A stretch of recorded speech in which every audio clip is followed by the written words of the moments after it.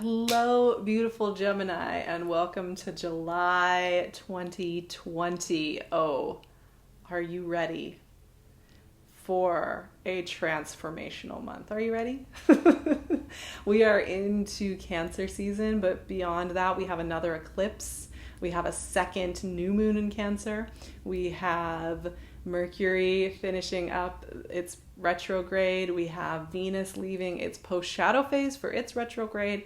We have the shift from Cancer into Leo season. All of this is happening, and it's having us sit in a deep not knowing and a deep integration period that's really, really important, but also can feel uncomfortable at times. July is one of those months where it's a very honest time.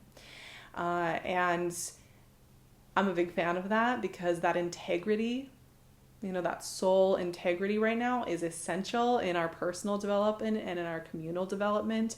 And this is just one of those times where we're needing to do that. So part of the reason this month has such symbolic significance is that Saturn is retrograde and has been in Aquarius since March, is now going back to Capricorn, and will spend the next 5.5 months or so in Capricorn.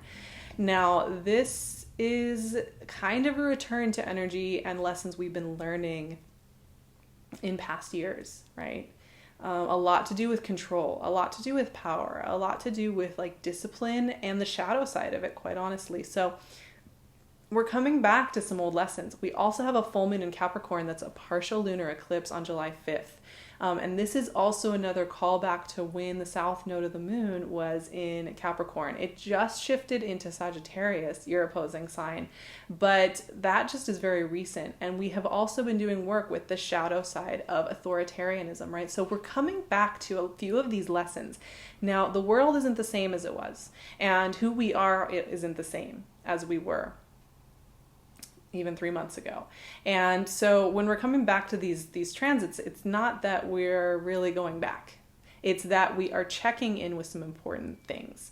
Now, we also have Chiron going retrograde in Aries, so that's 11th house energy for you all. Oh, and I didn't mention, especially if you're a Gemini rising, but all this energy in Capricorn is 8th house energy for you, which means it's transformational energy. This is about the house of death and rebirth. It's about the skin shedding. It's about going underground and coming back up out of the ground. And so you have a lot of heavy hitting energy here, my Gemini friends. I'll be honest, right? And as we move to Cancer season, you're also doing a lot of work with self-value. This is your neighboring sign. It has a lot to do with what you love, what you value, and how you love yourself, and how you love your life and what feels good to you and what feels supportive of you. But Chiron's going retrograde in Aries on July 11th. Mercury is going direct in Cancer on July 12th. Woohoo! We will have the post-shadow phase, though, the rest of July. Just keep that in mind. We have a new moon in Cancer, once again, 2nd house. And then the sun moves into Leo on the 26th. And Venus finishes her post-shadow phase for her retrograde on the 29th in your sign. So this month we're kind of closing out whatever deep learning you had with Venus over the last few months. And Geminis, I'm sure you have been feeling that since the beginning of April. Venus being in your sign has been a huge evolution for you. And actually the message that came up, as I start to shuffle here, the message that came up about July for you is that this is about the value coming up about why you're here. What really gives you joy and nourishment? It makes me think about, when we change, we might have a sweater that we've loved for years and we've worn for years and it's served us really well and it's high quality, and there's no reason to get rid of it. 2 cards came out, 6 of Pentacles and the Emperor, but it just feels weird to put it on. It's like you're putting on an identity that isn't you anymore, and you look at yourself and you just say, this just feels wonky and wrong. It just doesn't fit me right. It doesn't feel right. That is kind of 10 of Pentacles. Wow. Powerful, strong energy, gems.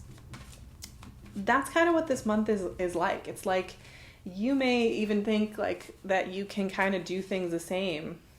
King of Swords, love it, as you've done maybe beginning of April, maybe last year, maybe, all the other times that Saturn's been in Capricorn, you may kind of feel like you're the same person, but then when you try and do things the same way, it feels a little wonky. It feels a little off. It feels a little like, this isn't really The Fool. Love it. Such Gemini energy there. I love that so much. Mutable air, baby. Y'all are ready to go on an adventure. Yeah, and you just can't quite fit yourself back into the same shape.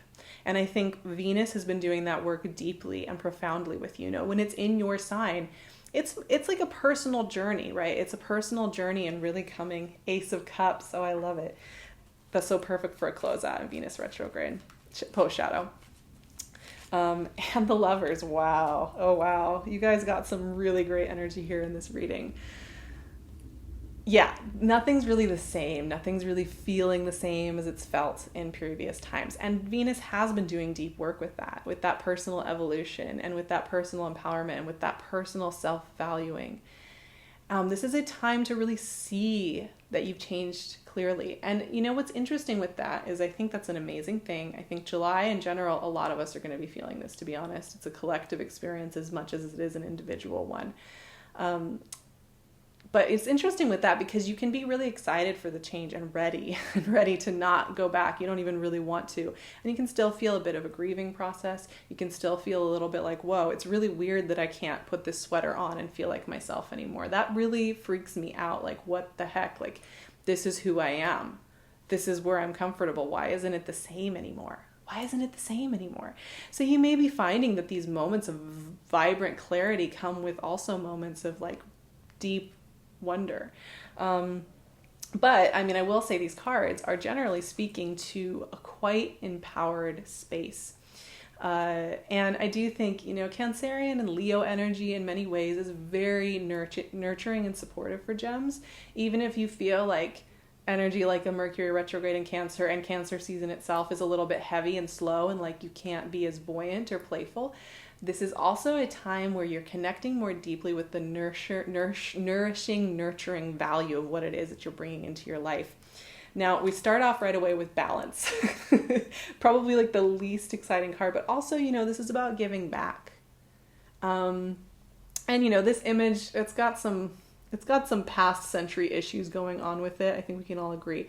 But one thing it does give, and one thing that this message does bring about, it's not just about balance. It's also about you've got something inside of you that you have to give.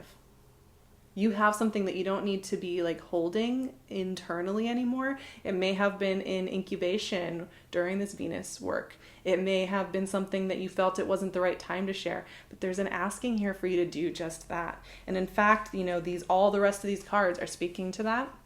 These next three are all about you taking the time to show up at that table. Now, you might have some powerful personalities, right? Some emperors, some Aries type energy, some fire energy, some King of Swords, some more air energy. These are very activated energies of leadership, of clarity, of communication, of empowerment. And they're tied to you flourishing.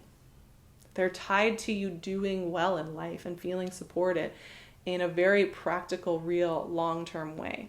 Now, here's what's interesting. With the return of Saturn in Capricorn, with the conclusion of Jupiter in Capricorn over the next 6 months, with this final eclipse in Capricorn, there is this thing going on where we are looking at the shadow side of authoritarianism. Well, is there a bright side? I'm not sure there is a bright side, but right, we're looking at power structures and how they hurt us.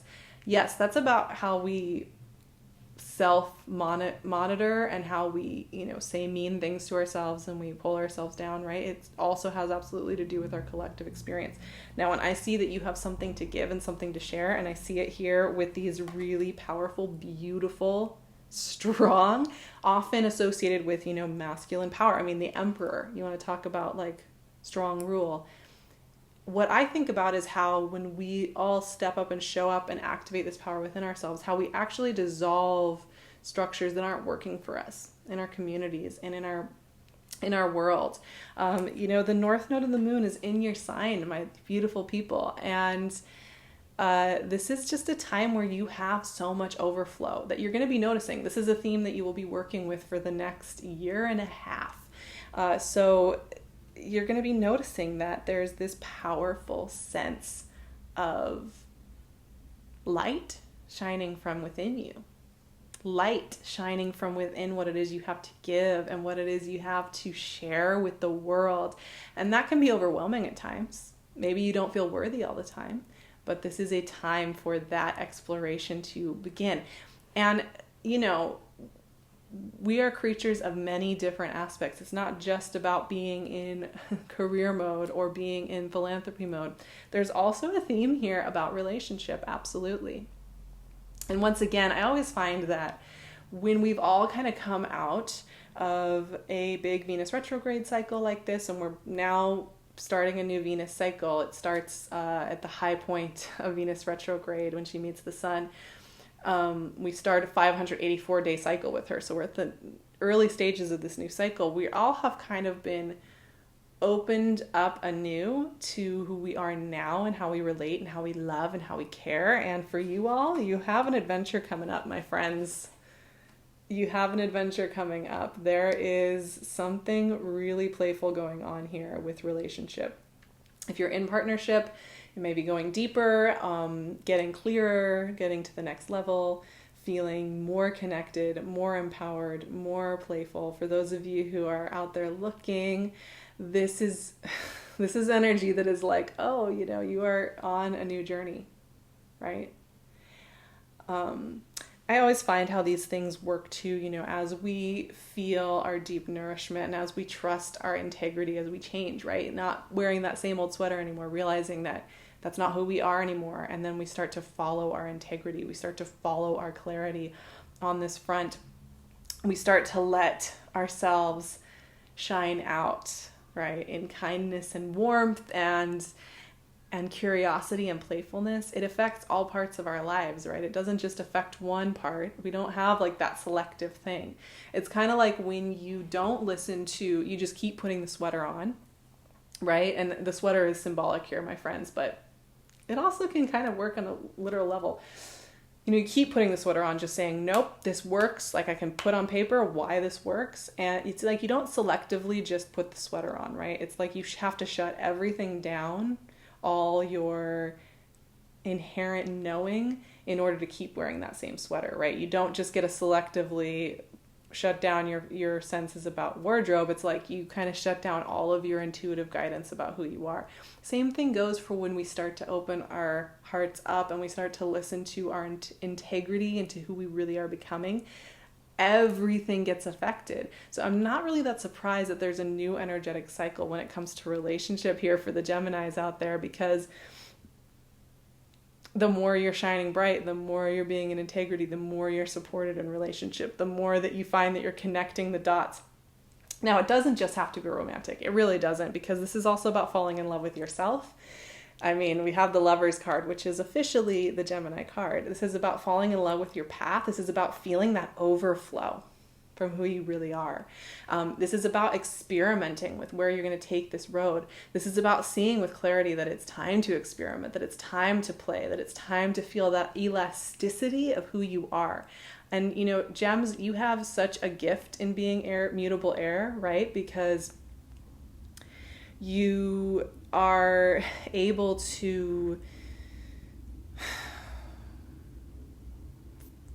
shift, right? You're able to shift. You have this beautiful capability to tap into who you can become and to morph into that. And there is a huge invitation here during this very interesting month where, as a collective, we're doing all this deep work with making sure that our mother and our inner child are coming to the table and being the ones to offer the solutions and the clarity over our inner critics and authoritarianism. We're bringing something very different to the table, and your part within that, you know, your own personal development is to be very much creative, playful, joyful, curious, connected, loving, and very, very deeply supported here. I will honestly say that these 7 cards are all about deep support. And yes, you know, we do have energy hitting into deep shadow parts of your chart. We do have energy hitting into your self-value and into who you want to be and what you want that to look like.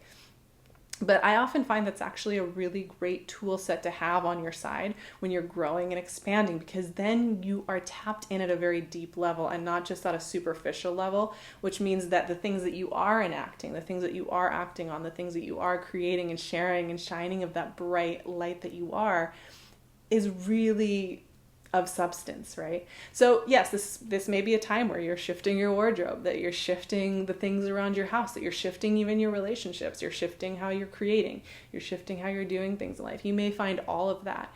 But the thing to keep in mind is those shifts feel really organic. They feel like they've been building and bubbling and brewing up inside of you for a long time, and you're just ready to make all those gears shift.